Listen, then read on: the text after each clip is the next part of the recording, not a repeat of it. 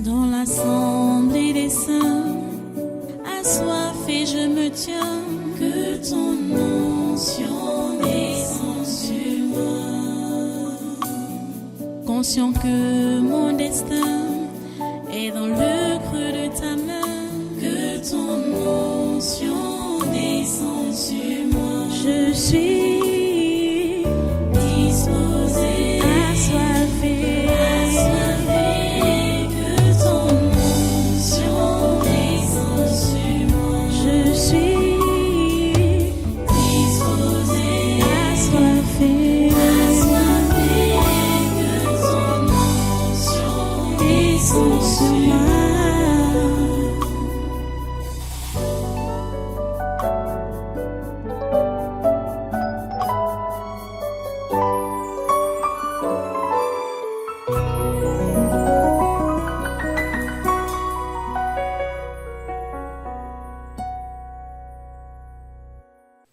Alléluia. Voilà, tu vas rester debout, reste debout, tu prends ta Bible. Prends ta Bible. Nous allons maintenant passer à la parole de Dieu. Nous sommes dans Jude 1. Aujourd'hui, pour terminer, on doit considérer tous les versets de ce petit livre, mais combien important. 25 versets seulement, mais combien important. Ok, nous partons avec la lecture du verset 20 au verset 25 maintenant. Nous lisons. Pour vous, Jude, verset 20 à 25. Pour vous, bien-aimés, vous édifiant vous-même sur votre très sainte foi et priant par le Saint-Esprit. Maintenez-vous dans l'amour de Dieu, en attendant la miséricorde de notre Seigneur Jésus-Christ pour la vie éternelle. Reprenez les uns ceux qui contestent, sauvez-en d'autres en les arrachant du feu.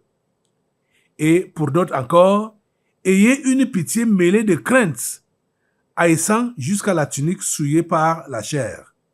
Or, à celui qui peut vous préserver de toute chute et vous faire paraître devant sa gloire irrépréhensible et dans l'allégresse. À Dieu, notre Sauveur, par Jésus-Christ, notre Seigneur, soit gloire, majesté, force et puissance, dès avant tous les temps, et maintenant, et dans tous les siècles. Amen. Prions le Seigneur.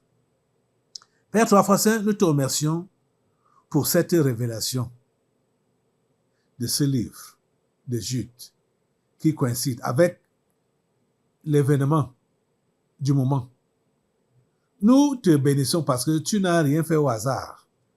Tu n'as rien fait au hasard. Et tu nous as révélé maintenant ce livre pour que nous puissions mener ce combat pour la foi chrétienne et gagner en ces temps de la fin. Parce que tu veux faire un grand mouvement de ton esprit dans ce monde pour que tout le monde sache que tu es Dieu. Pour que tout le monde sache que tu es Dieu. Tu es Dieu, Seigneur. Et tu vas faire rentrer la récolte des âmes dans ta maison. Et merci, Seigneur, parce que tu nous donnes la force aujourd'hui de terrasser le diable et ses démons. Lui-même, il est terrassé. C'est-à-dire, tu l'as fait depuis longtemps, depuis plusieurs années aujourd'hui, qu'il a été mis hors état de nuire. Mais ses agents, ils continuent encore à se débrouiller. Merci, Père Saint, parce que ceux-là qui se sont positionnés pour empêcher au réveil de décoller en ces temps-ci, Seigneur, tu les extermines. Tu les extermines. Tu les extermines. Merci, Seigneur, parce que tu le fais. À toi la gloire, l'honneur et la puissance. Au nom puissant de Jésus, j'ai prié. Amen. Amen. Voilà, prends place en sa sainte présence. Une fois de plus, sois le bienvenu. Je te souhaite particulièrement la bienvenue. Ici au Tabernacle de la Liberté. Et pour ce congrès naturel de ce dimanche, 4 août 2024, nous sommes en train de vouloir clôturer le séminaire de ce mois, dont le thème général est la délivrance des esprits familiers et de la sorcellerie. Les esprits familiers du monde entier se sont donné rendez-vous avec les esprits des abîmes et des autres planètes à Paris depuis la semaine passée. Et le 26, ils nous ont montré le corrigé de ce qu'ils veulent que le monde devienne. Ils veulent que le monde devienne la dépravation, que les humains se gâtent depuis le bas âge, que ça se gâte. Donc, ils veulent provoquer la colère de Dieu. C'est pourquoi le Seigneur nous a inspiré de mener un combat contre eux pendant ce séminaire. Donc, les prendre à la gorge. Parce que c'est la deuxième fois, peut-être à notre connaissance, peut-être ça a eu lieu dans le passé, les Jeux olympiques de 2012 ont annoncé la supercherie qui a cours à l'heure actuelle, comme ça a pris beaucoup de facettes. Les Jeux olympiques de 2012 à Londres, c'est ça qui avait annoncé ça. Et ça a démarré fin 2009, fin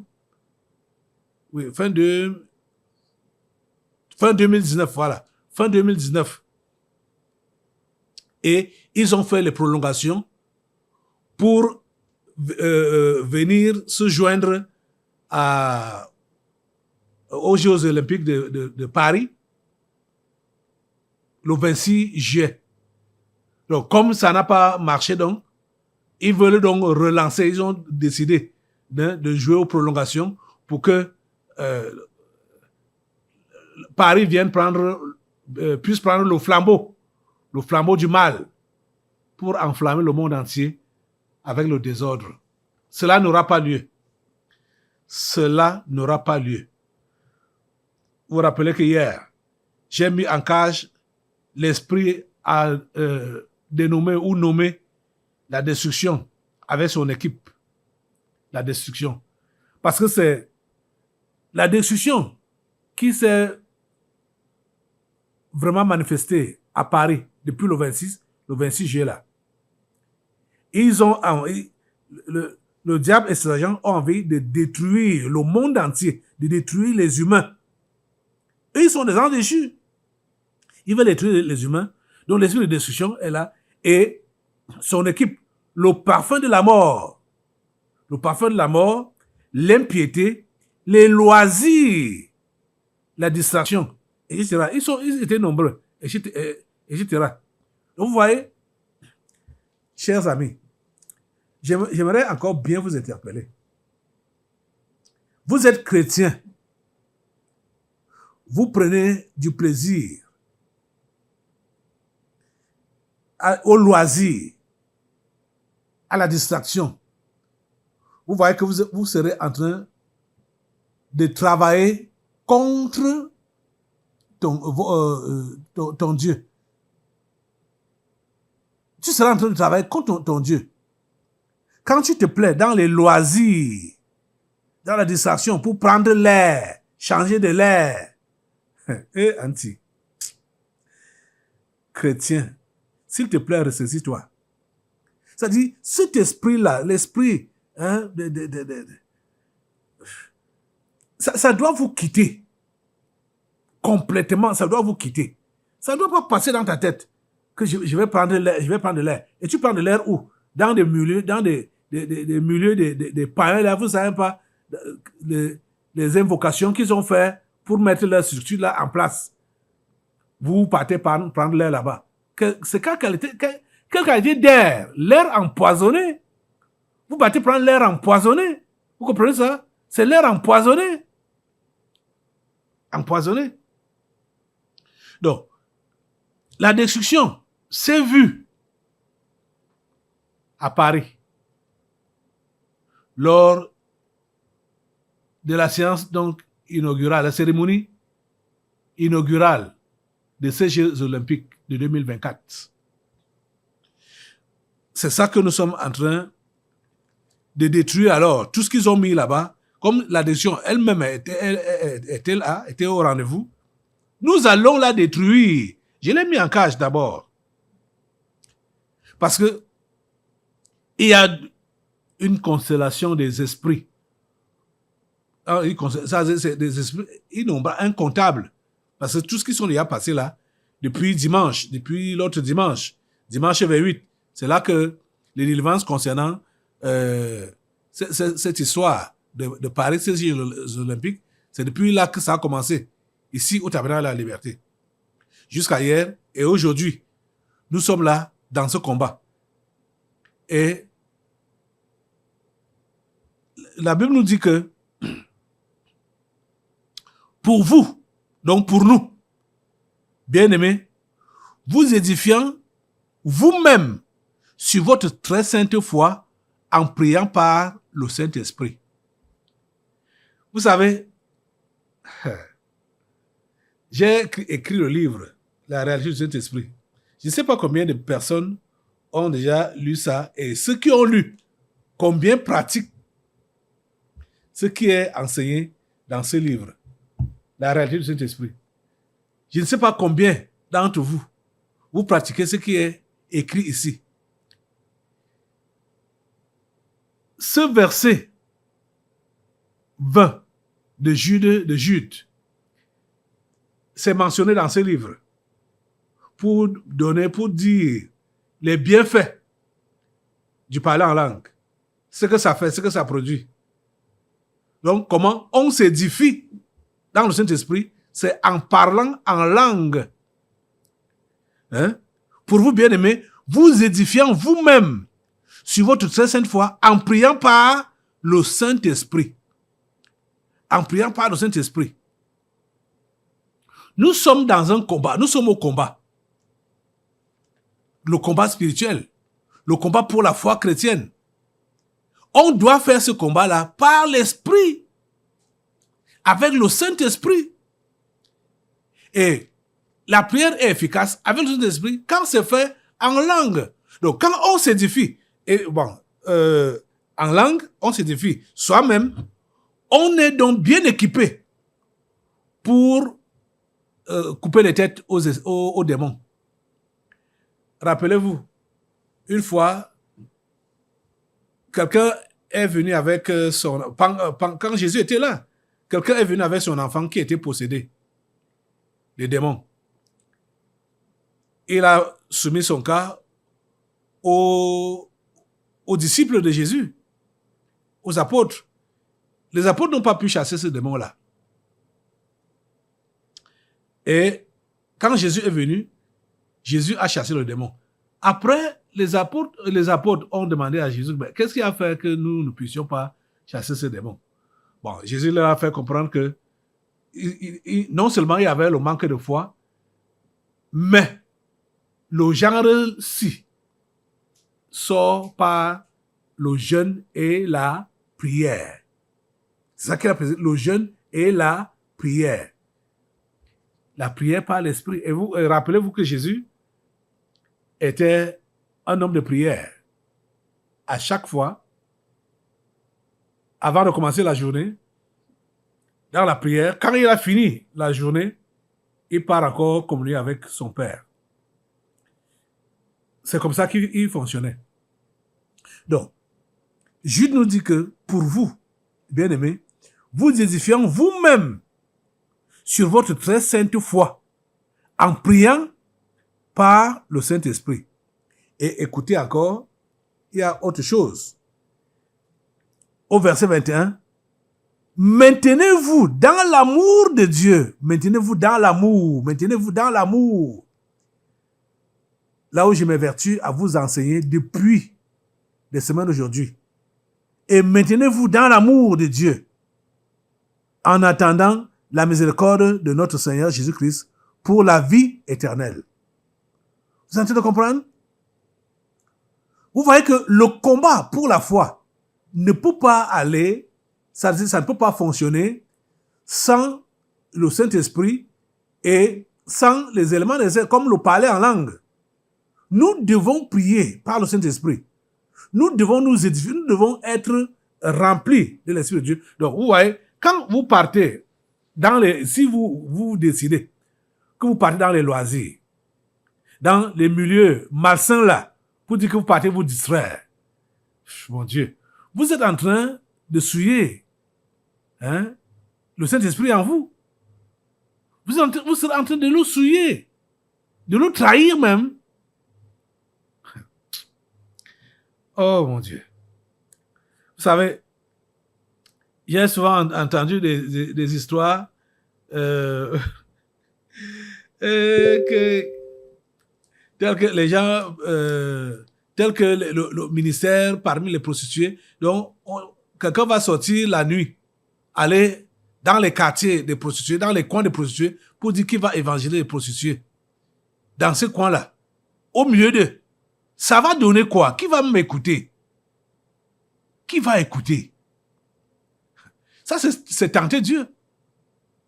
Ça, c'est tenter Dieu, carrément. C'est la tentation. Ça ne donne pas. Ça ne donne pas. Tout ce que le monde utilise, si le chrétien, dans l'ignorance, je vais mettre ça vraiment ça dans le cas de l'ignorance, dans l'ignorance, lui pense qu'il peut convertir les gens dans ça, en utilisant les méthodes du monde. Ça ne va pas marcher. Comme par exemple, j'ai entendu des enseignements tels que on enseignait sur l'évangélisation, les méthodes d'évangéliser. On parle de l'évangélisation par amitié. Ok. C'est même anti-biblique.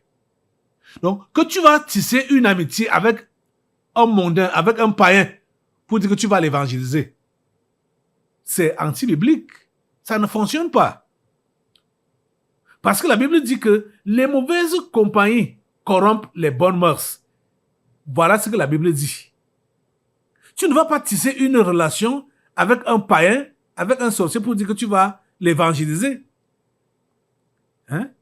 Ça demande quoi pour évangéliser quelqu'un?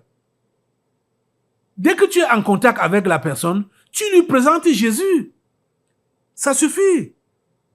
Tu n'as pas besoin de mettre du temps avec cette personne-là avant que Jésus-Christ ne puisse entrer dans la personne. Jésus-Christ n'est pas la perfusion qui entre donc à compte-gouttes dans l'organisme de quelqu'un. Vous comprenez ça? Ce n'est pas la perfusion. Donc tu vas lui mettre ça et puis ça va entrer tap, jusqu'à ce que ça finisse. Oh mon ami, tu te trompes. Dès que tu as présenté Jésus à quelqu'un, si la personne ne veut pas se convertir, elle ne va pas se convertir.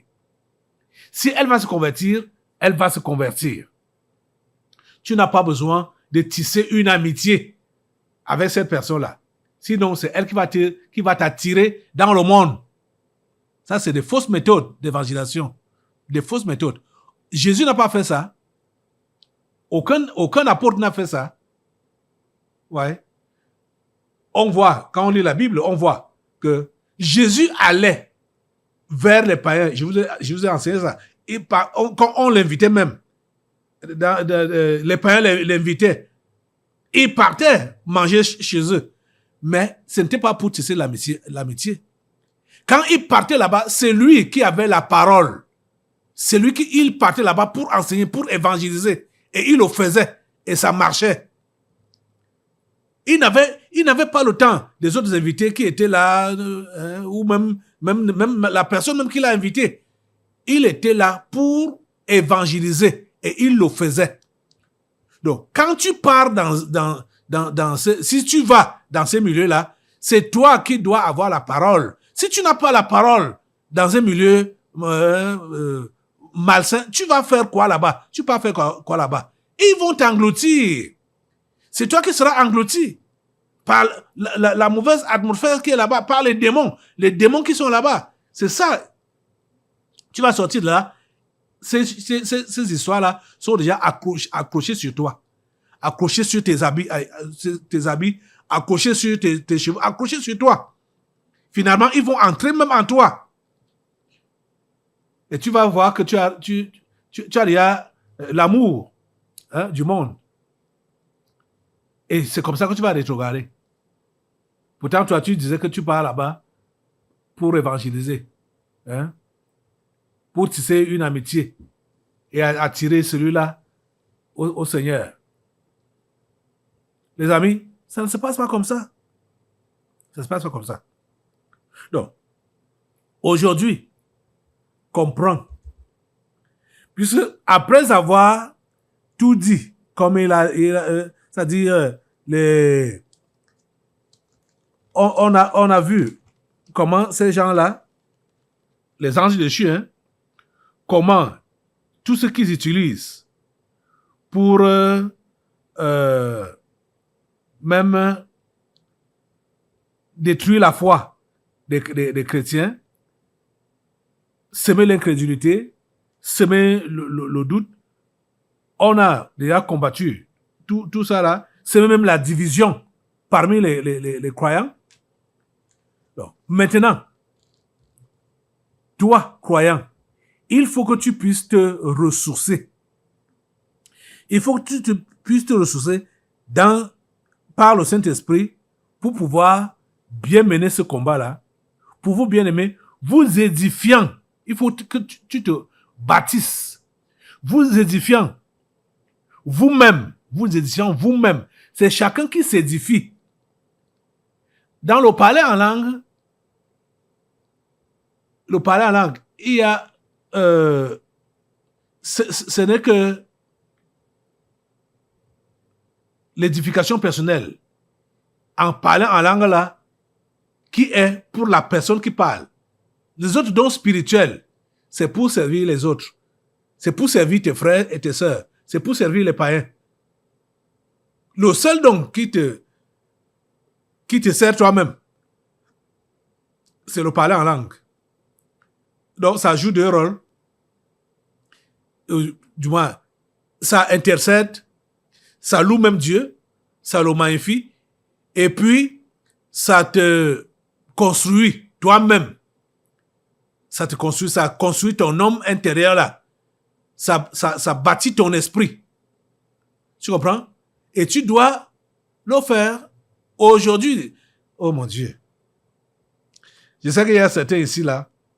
Il faut seulement que je rappelle comme ça pour qu'ils puissent se rappeler que, un jour, ils ont été baptisés du Saint-Esprit. Et ils peuvent maintenant parler en langue. Même comme il y a certains qui ont des compréhensions déplacées sur le parler en langue. Si tu as ce livre, la réalité du Saint-Esprit, tu comprendras comment utiliser le parler en langue. L'apôtre Paul n'a jamais interdit de parler en langue à l'église. Même que plusieurs personnes, ou de prier en langue à l'église. Il n'a jamais interdit ça. Vous comprenez ça? Quand les gens vont dire que voilà, il faut seulement interpréter pour que le parler en langue sans interpréter, ça n'a pas de sens à l'église. C'est faux. Puisque nous sommes là pour prier. Lisez ce livre. Je n'ai pas besoin de revenir sur ça là. Maintenant, j'ai tout expliqué ici. Que quand on est en train de prier, on ne prophétise pas. On prie en langue, on ne prophétise pas. On ne donne pas une exhortation. L'exhortation a déjà été donnée en français. Et maintenant, quand c'est la prière, on prie en langue. Personne n'écoute l'autre pour dire Amen à sa prière. Nous tous, on prie ensemble. Vous voyez? Donc, quand les gens vont développer des enseignements rétrogrades ou des enseignements, ça énerve. Ça énerve. Quand je peux m'imaginer qu'il y a des gens qui se disent éveillés et qui ne comprennent pas le bien fondé de parler en langue, je suis dépassé. Ce livre est une bénédiction. La réalité du Saint-Esprit, c'est une bénédiction pour l'Église, pour les croyants. Vous devez lire ça. Lis après lis. Je vous dis, depuis que je l'ai écrit, tout ce qui a été révélé concernant le Saint-Esprit, rien n'a été repris ou enlevé pour dire que non, ici, là, c'était faux, ça, ici, c'était pas bien, ici, c'était déplacé. C'est correct de A à Z, du début à la fin. La réalité du Saint-Esprit. Vous devez repartir, lire ce livre. Vous comprenez? Et appliquer son enseignement dans votre vie pour votre édification et pour le combat spirituel. Lisez ce livre. Appliquez son enseignement dans votre vie pour le combat spirituel, pour le combat de la foi chrétienne. C'est ça qui nous est dit ici. C'est l'exhortation que Jude nous donne ici. Pour vous, bien-aimés, vous édifiant vous-même sur votre très sainte foi en priant par le Saint-Esprit. Et tu as donc maintenant le document complet qui peut te permettre de t'édifier, d'édifier ta très sainte foi en priant donc par le Saint-Esprit. C'est ce livre, la réalité du Saint-Esprit. Je l'ai écrit il y a des années. Hein. Je crois que c'est un livre qui a dépassé 20 ans. Depuis que j'ai écrit ça. Et c'est d'actualité. Ceux qui ont compris le besoin ou la nécessité d'être baptisés du Saint-Esprit et qui n'ont pas le Saint-Esprit, quand ils lisent le livre, la réalité du Saint-Esprit, ils reçoivent. Parce que à la fin, il y a des prières, soit pour être renouvelés dans le Saint-Esprit, ou pour être baptisés du Saint-Esprit. Ils reçoivent le Saint-Esprit. Ils sont renouvelés dans le Saint-Esprit. Vous comprenez?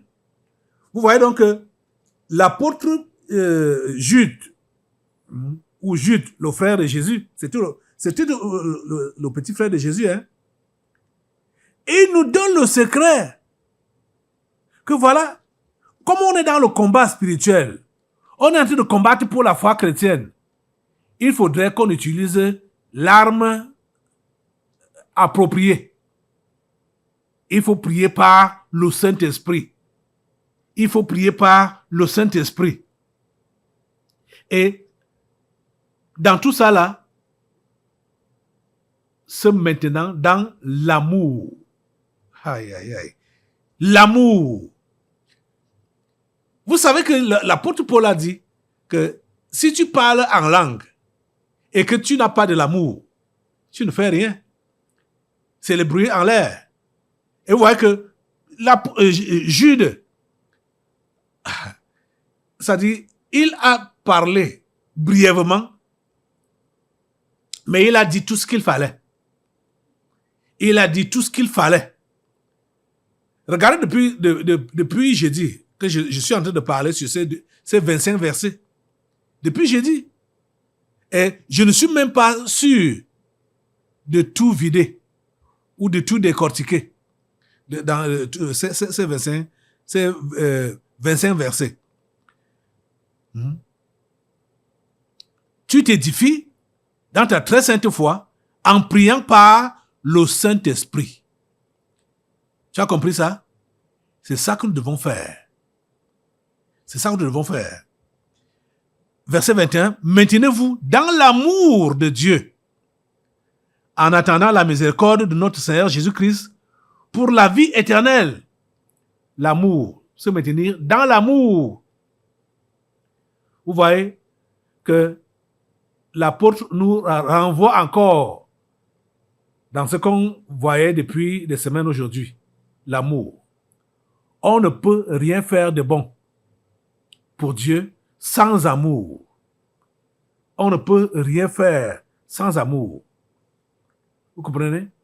Donc, il faut vraiment que le chrétien, toi, que tu es là, et qui a été enseigné depuis, le Seigneur t'enseigne, te rappelle, tu devrais mettre à profit ce qui t'a été enseigné.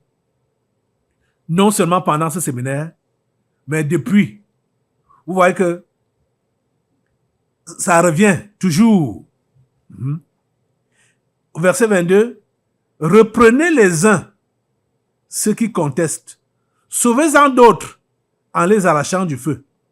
On a vu que ces gens, ces anges dessus, ont décidé de semer la division entre nous, entre chrétiens. Et l'apôtre nous exhorte ici, Jude nous exhorte ici, à nous intéresser également à nos frères et sœurs pour les sauver. Sauvez-en d'autres en les arrachant du feu. Reprenez les uns ceux qui contestent. Sauvez-en d'autres en les arrachant du feu. Et pour d'autres encore, ayez une pitié mêlée de crainte, haïssant jusqu'à la tunique souillée par la chair. Il y a beaucoup de chrétiens qui sont ignorants. Comme ce que je parlais sur le parler en langue maintenant là, ou sur le Saint-Esprit. Beaucoup de chrétiens sont ignorants et ils pensent qu'ils connaissent. Ils pensent qu'ils connaissent. Pourtant, ils sont ignorants.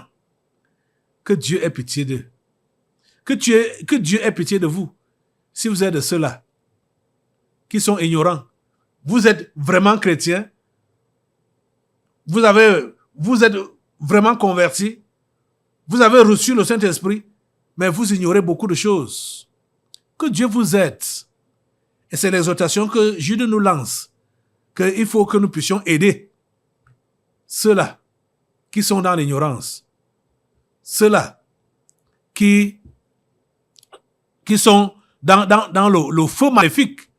Parce qu'il nous dit, sauvez-en d'autres en les arrachant du feu maléfique. Quand il dit en les arrachant du feu, ça dit, c'est le feu qui est devant eux. Parce que quand tu es chrétien et tu t'es dérouté, tu as rétrogradé, tu es en train de t'avancer vers le feu. Tu es en train de t'avancer vers la mort. Vous comprenez, non? Donc, ressaisis-toi. Ressaisis-toi. Sauvez-en d'autres en les arrachant du feu. Et pour d'autres encore, ayez une pitié mêlée de crainte, haïssant jusqu'à la tunique souillée par la chair. Comprenez? Donc, tous ceux-là qui sont ignorants, tous ceux-là qui nous combattent à tort, ma prière est pour vous ce matin, que Dieu ait pitié de vous pour vous arracher du feu, parce que vous êtes en train de vous avancer vers le feu. Que Dieu ait pitié de vous ce matin. Que vous puissiez vous arrêter. Que ne continuez pas à avancer dans la rébellion. Ne continuez pas à avancer dans l'ignorance. Ne continuez pas à avancer dans la perdition. Ne continuez pas à avancer. S'il vous plaît, arrêtez-vous pour que nous puissions combattre ensemble. Pour que nous puissions combattre ensemble. Les temps dans lesquels nous sommes, c'est le temps de la fin. Hein? L'ennemi sème la zizanie au milieu de nous. Il sème la division au milieu de nous. Il ne faut pas qu'on l'encourage. Il faut que ça s'arrête. Il faut que ça s'arrête aujourd'hui. La Bible nous dit clairement que pour tous ceux-là qui sont enfants de Dieu, remplis du Saint-Esprit, ils doivent s'entendre parce que l'esprit est le même. L'esprit est le même. Quand tu as le Saint-Esprit, véritablement là, ça ne te coûte rien de comprendre quelqu'un qui parle avec le Saint-Esprit.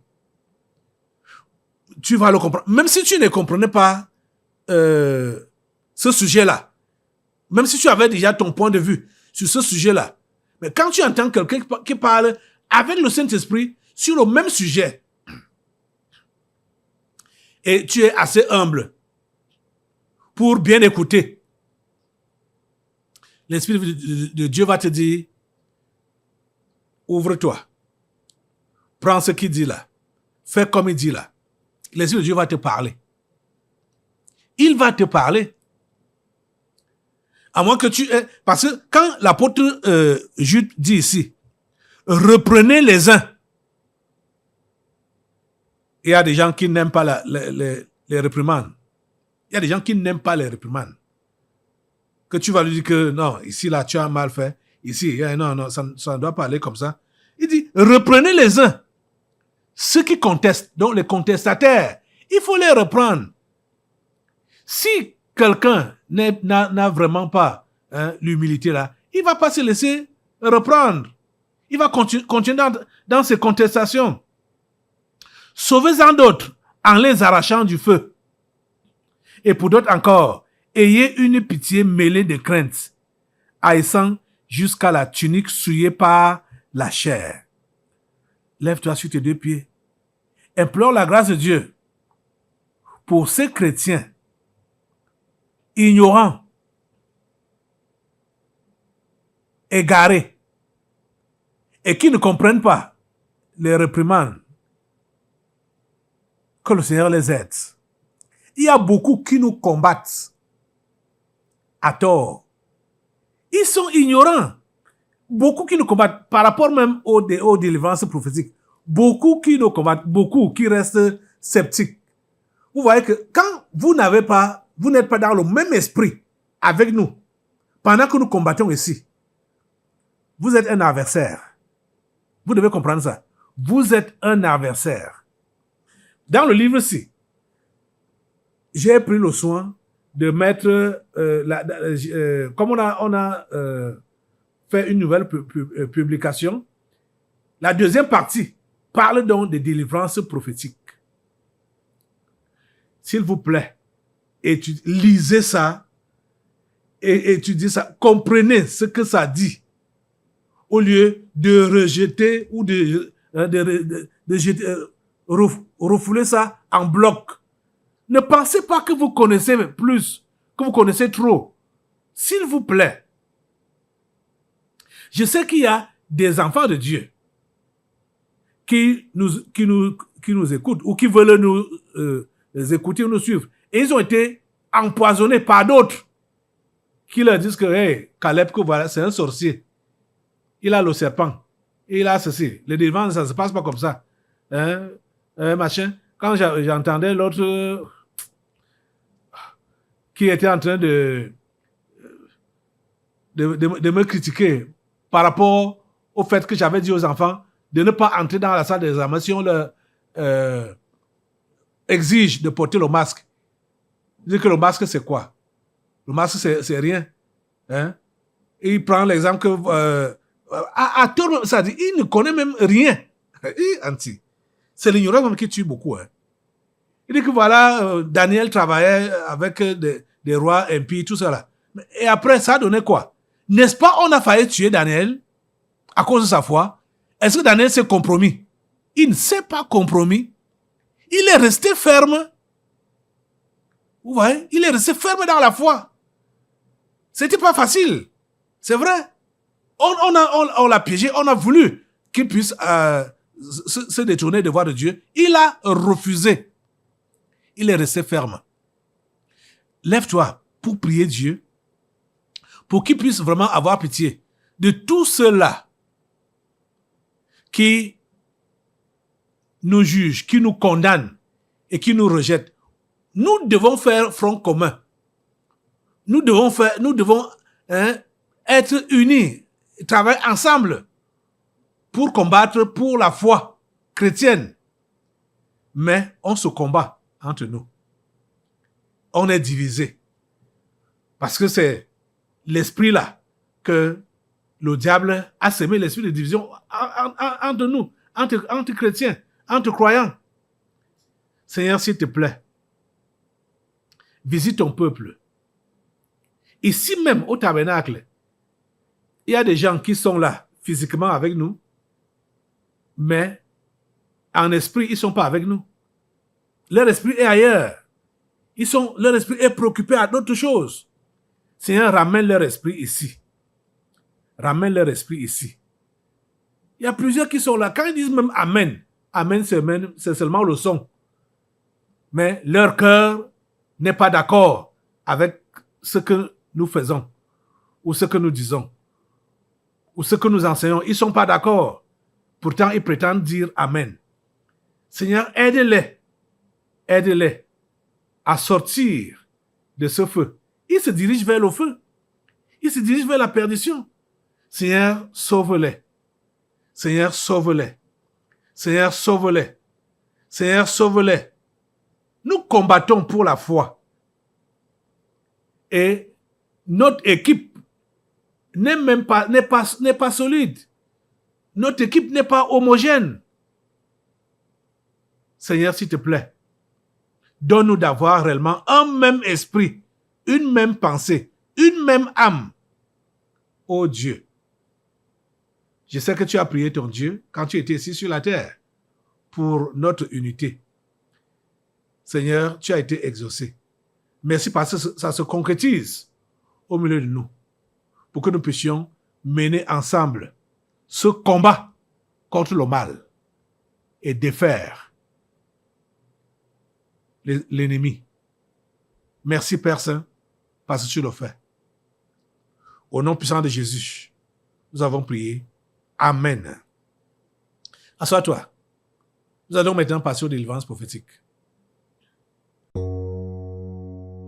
Dans l'assemblée des saints, assoiffé je me tiens, que ton onction descende sur moi. Conscient que mon destin